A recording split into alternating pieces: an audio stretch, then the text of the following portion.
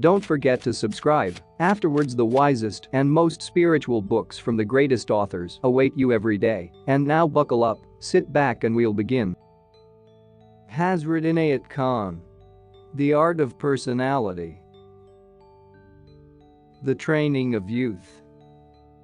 Youth for every soul is the season of blossoming, and it can be divided into 3 stages. Early youth, the middle part of youth and the last stage of youth. There is a great difficulty in the training of youth, because in youth a child becomes less receptive. The child is passive and therefore easy to guide, but youth is the time of rising energy, both physical and mental.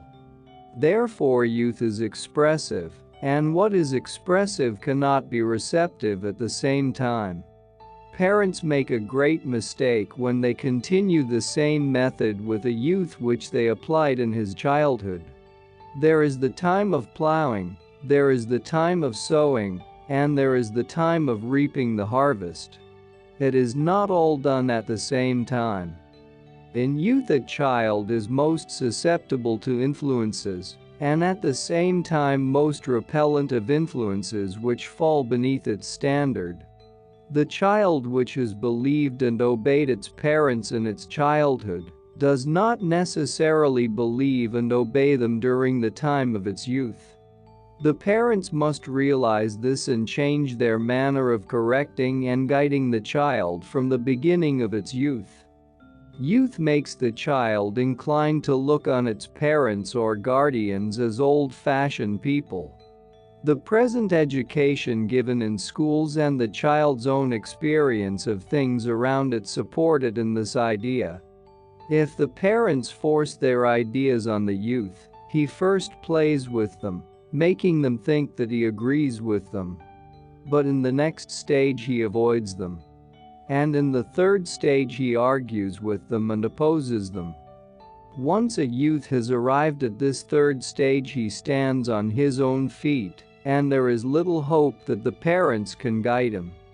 They are then obliged to let him take his own way, whether right or wrong.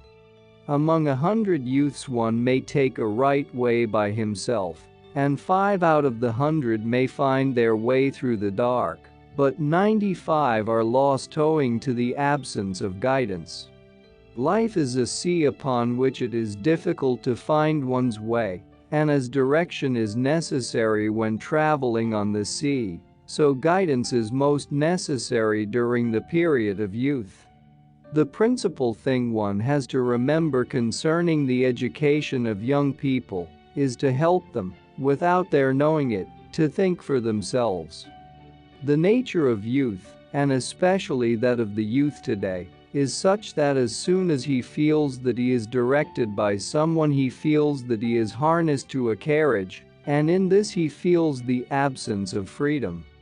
An essential thing in guiding the youth is to make lines of thought, and to place them before him, in order that he may use the lines as a track to follow. True virtue comes from independent thinking, not from being under subjection. But at the same time it must be remembered that the independent spirit which is expressed without consideration is devoid of beauty.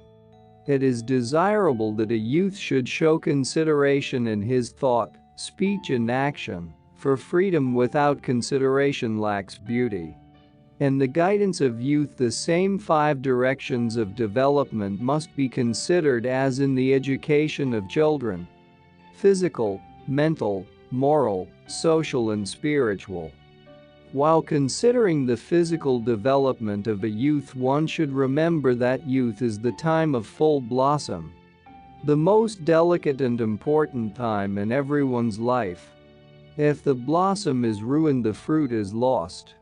Therefore youth is the golden opportunity.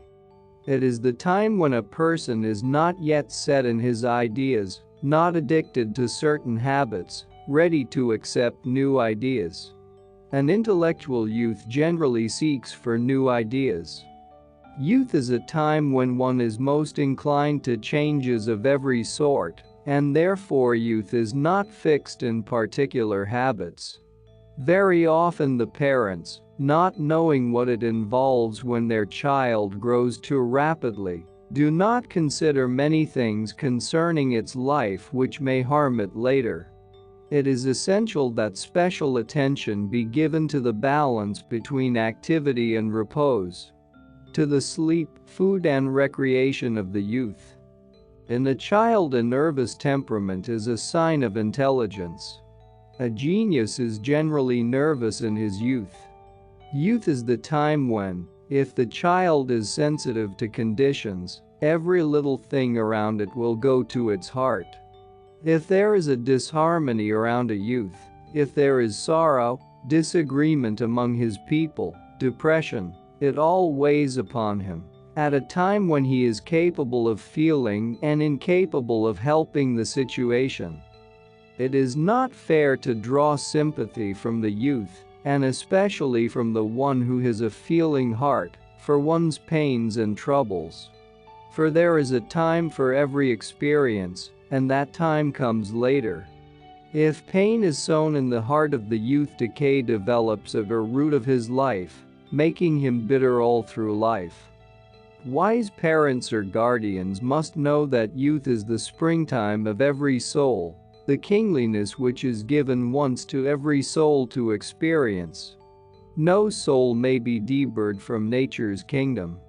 It is the duty of parents and guardians to respect youth and take care that this springtime is given free to the youth, without burdening his life with the woes of worldly life which await every soul. What is called youth in general terms is particularly the springtime of the physical body. And therefore, if the child is physically well nourished and well drilled, so that he shows power and energy in every movement, it makes him fit for any sort of work that he may desire to learn, and for making his way in life. Seeing the youth enthusiastic and vigorous, the parents sometimes do not consider the fact that every burden, physical or mental, which might weigh him down, is most injurious at this period of his life, although at a later age the same burden would not be so harmful. Youth being the time of full bloom, if the child does not show abundant energy and enthusiasm, then at what other time will it do so? Therefore, it is necessary that by physical exercise, proper rest, and good nourishment, the youth is kept in perfect balance. In youth, an extra energy is born which expresses itself in passion and emotion. If the parents do not know how to deal with it, the child can easily abuse it. There is no end of abuse of energy to be found in the world today, in spite of all the attention that seems to be awakening in various educational centers. The idea is that it is no use watching a child, for this shows lack of trust, nor is it right to correct a child when it has gone too far in a certain playful tendency. There is no end of temptation which attracts a youth. It is natural for a youth who has just passed his period of playfulness to continue to play in the ways which to him seem harmless. An important part in the education of a youth is therefore to be told things plainly, and to be made aware of the advantages and disadvantages of various interests in life. It is not much use for a child to read books concerning the life of youth. Personal advice on the subject in question will prove to be more effective. Very often, before the parents could ever imagine their child's inclination towards things of a serious nature, the child happens to have already experienced them, while being absolutely ignorant of the consequences. The younger generation seems to be declining every day in physical health, in enthusiasm, compared with the people of the past. So it is most necessary that in the present age special care should be taken to ensure that youth is trained to realize the great importance in life of good physical health, upon which depends happiness, prosperity and success. Mental strength in youth depends upon single-mindedness, and youth is inclined to look in 1,000 directions instead of keeping its mind fixed on one object at a time. A youth who is helped, or who is naturally inclined to keep his mind in one single direction without wavering, is sure to have success in life. Youth also has an inclination to be impatient, for it is the time when energy is working with great force, and this makes youth impulsive and lacking in patience. But if the child were taught patience when it is not already inclined to it by nature, it would surely succeed in all that it might undertake in life. The time of youth has a certain influence on the life of the child, in that it makes its mind too active, and too much activity produces confusion in its life. Besides, the physical energy beating constantly through the pulse of the youth brings about difficulties in his life. Therefore, guardians who are eager for his studies and progress should take care of the mind of the youth, which needs to be clear, poised, and balanced. Without this, the child is a trouble to his parents and a difficulty for himself. Youth with thought and consideration is like a flower with a beautiful color and fragrance. The moral education of the youth is also of the greatest importance. A child must grow to recognize a father in every elderly man, a mother in every elderly woman, a sister in girls of his age, and a brother in boys like himself. In this way, the obligations of one soul to another in this world will be better understood. When a youth considers his duty only to someone closely related to him, and not to the others, he becomes limited. His point of view becomes narrowed. How much better the world would be if every young man considered it his duty to take care of and be responsible for every young girl as he would for his own sister. There would not be so much sorrow and disappointment. The greatest moral a youth could be taught is to understand his obligations to others, in order to fill his place fittingly in the scheme of life. Youth should be taught to recognize the great power of honesty, instead of considering honesty only as a virtue. The child must be taught to make an ideal for itself and to live up to it. It is no use giving an ideal to a child, for the ideal of one person is not made for another. A young man who realizes that his word engages his honor is an example for the present age, when the word, even supported by 20 seals and stamps and a signature on a paper, does not hold good. A youth with this sense of honor and dignity, whose heart is awakened to human sympathy, who has a keen sense of duty, and who shows thought and consideration for others, is a model for the present generation in molding its personality. Moral development does not consist only of acquiring an ideal and good manners, but also of the power to endure all the jarring influences that one meets in everyday life. Besides, the consciousness of one's obligations towards everyone that one meets in life is an elementary part of moral education. A youth can be without regard for delicacy of thought, but if his morality is developed, he will act morally with greater ease than those who have learned morals later in life. Life is nature, time makes it. Once a person becomes hardened in a certain way, his soul becomes a mold of that particular nature, and all he says or does in life shows the design of this mold. Very often it happens that a person arrives at the realization of the great value of moral qualities in the later part of his life, and yet cannot act according to the ideal he values most. It is just like an earthen pot which, having been put into the mold before it was properly finished, comes out of the fire hardened. The potter may want to change the shape of the pot, but it cannot be done anymore. If parents and guardians only realized what an opportunity the time of youth is in life, They would make out of youth what the Indians call the plant of wishes, which bears as its fruits all one's desires.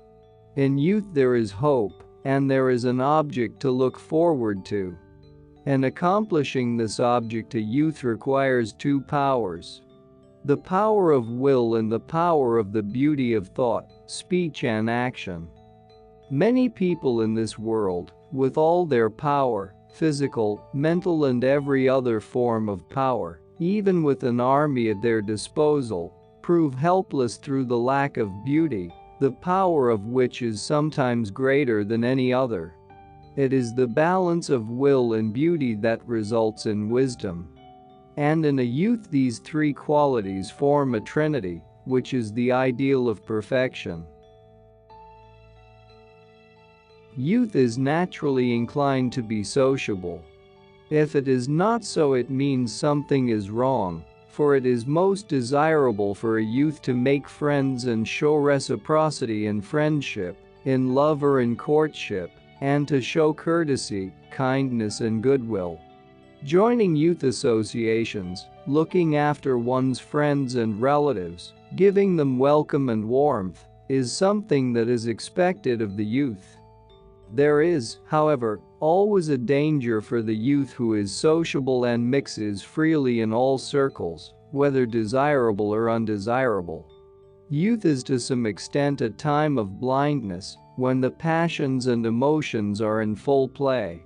It is just as easy for a youth to take a wrong direction as it is to take the right direction. And a growing youth, full of enthusiasm, overcome with emotion, and eager to experience anything new and interesting, may take any road open to him by his friends.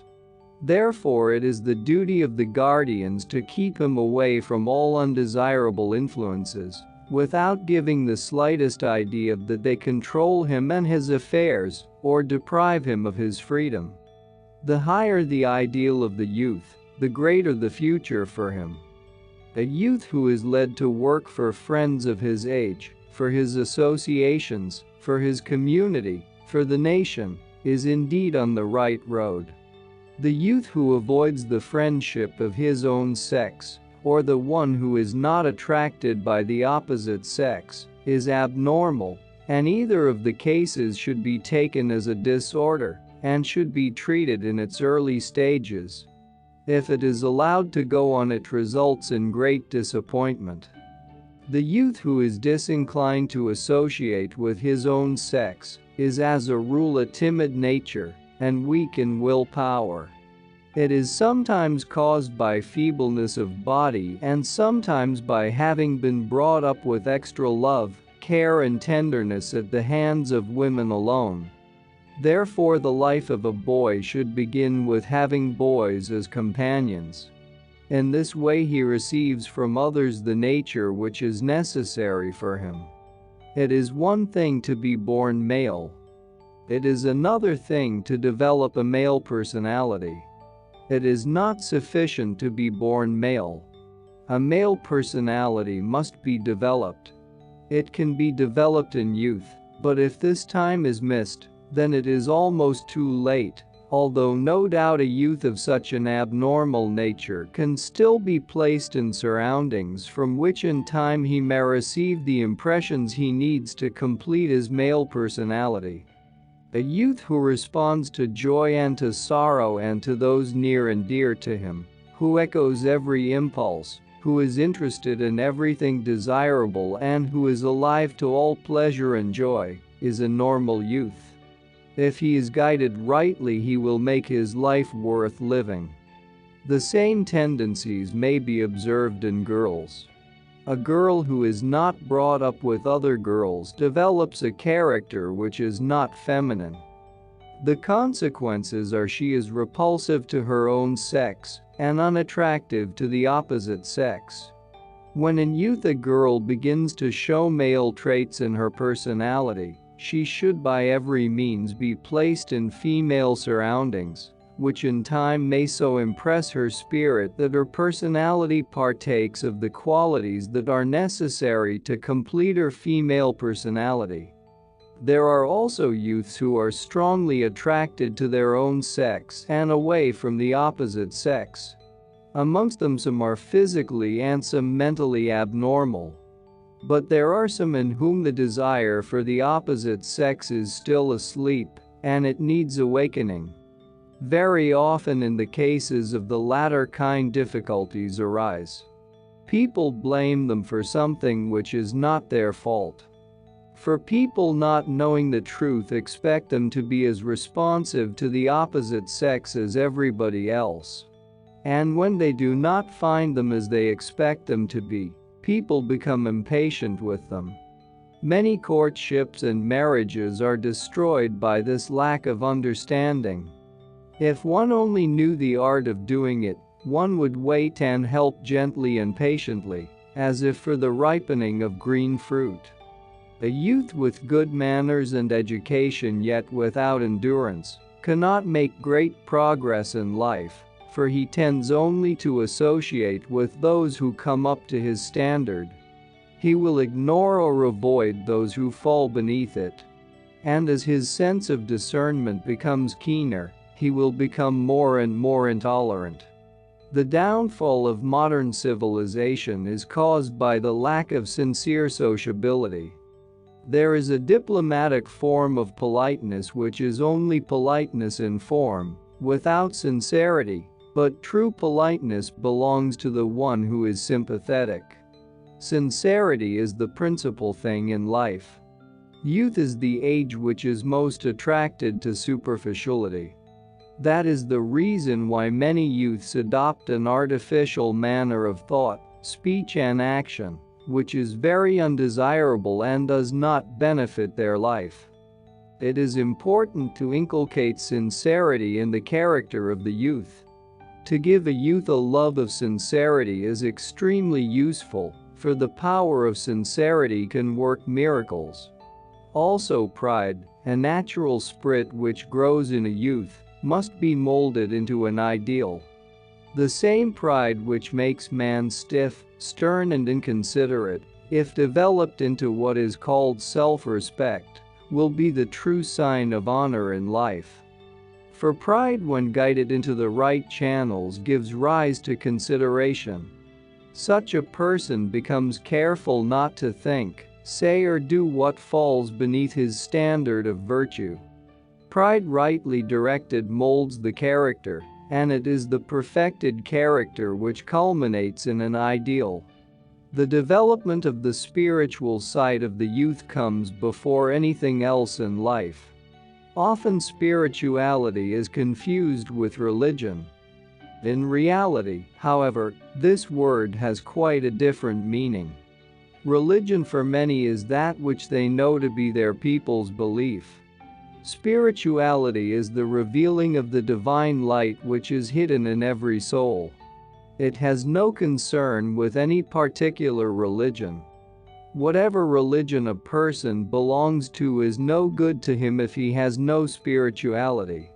But if a man is spiritual, then whatever be his faith, he will profit by it.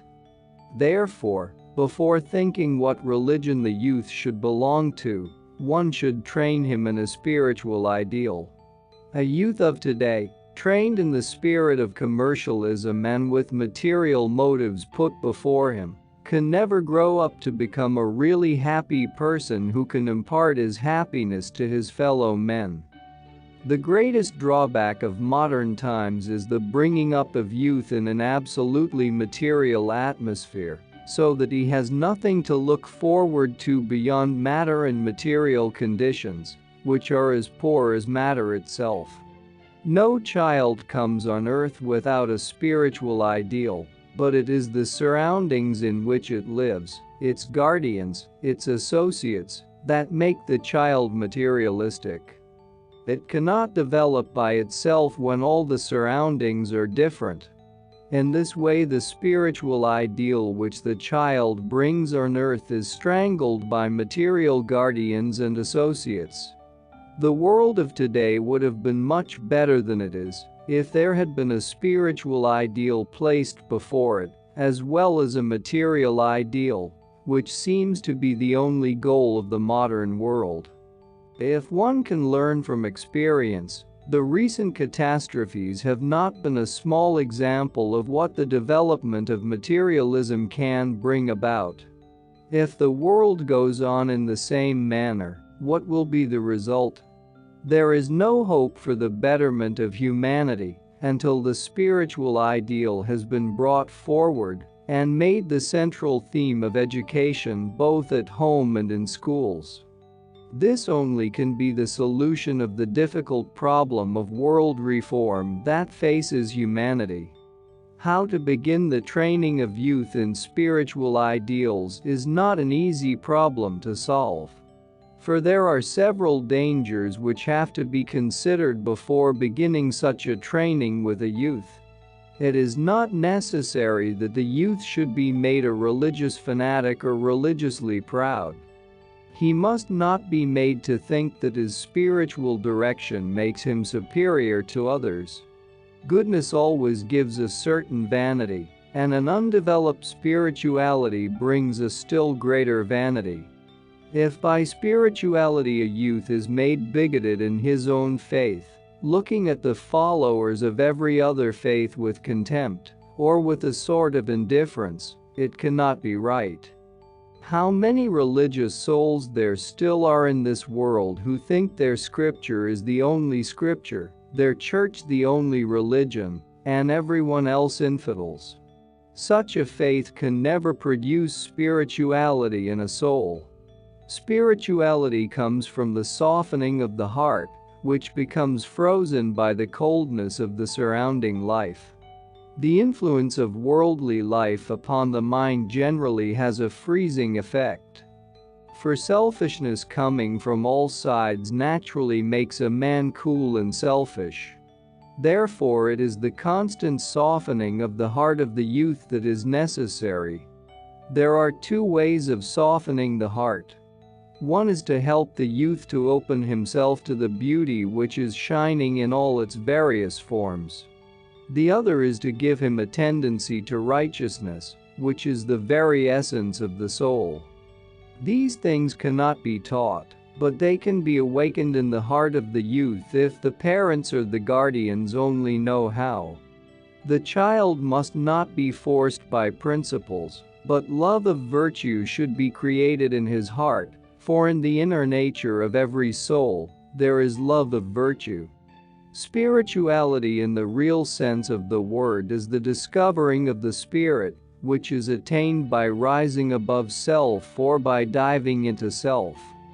The greatest fault of the day is the absence of stillness. Stillness is nowadays often taken as leisureliness or as slowness. Modern man lacks concentration and carries with him an atmosphere of restlessness. With all his knowledge and progress he feels uncomfortable himself and unintentionally brings discomfort to others. Stillness is therefore the most important lesson that can be taught to the youth of today. Spirituality is like the water hidden in the depth of the earth. Hidden in the heart of man, this water which is spirituality must be, so to speak, dug out. This digging is done when one takes pains in awakening one's sympathy towards others, in harmonizing with others and in understanding others. The outer knowledge of human life and nature is called philosophy, but the inner knowledge of these is called psychology. This knowledge can be studied. Yet the real spirit of this knowledge is manifested in the awakening of the soul. The youth must be given higher thoughts in order that he may think about a higher ideal, uphold a higher conception of life, gain a higher aspiration, and carry through life a higher attitude, a higher point of view. It is in the ennobling of the soul that spirituality lies, not in a mere show of spirituality. And nobleness of the soul is realized in the feeling of selflessness. Whatever be a man's rank or position, if he shows selflessness in life he is truly noble. The spiritual nobility is the real aristocracy, for it expresses itself in democracy. In a really spiritual person, aristocracy and democracy are one, for these ideals, which both have their spiritual beauty, are summed up in the one spirit of nobleness. The youth must be taught that it is becoming angelic which shows spirituality. It is becoming human which is the true sign of the spiritual man. And that's not all. Our experts and regular viewers respond to all comments. Also check if you forgot to subscribe and set your bell to receive notifications about new audiobooks and other useful self-development materials that we release regularly. Join in the discussions, don't forget to give likes and, if possible and inspired, support the development of the channel financially. All useful links will be in the description and the first attached comment. Goodness, love and wisdom to all. And now move on to watch the next part of the video at the links below, or choose something from the playlists of the channel and those you see on the screen.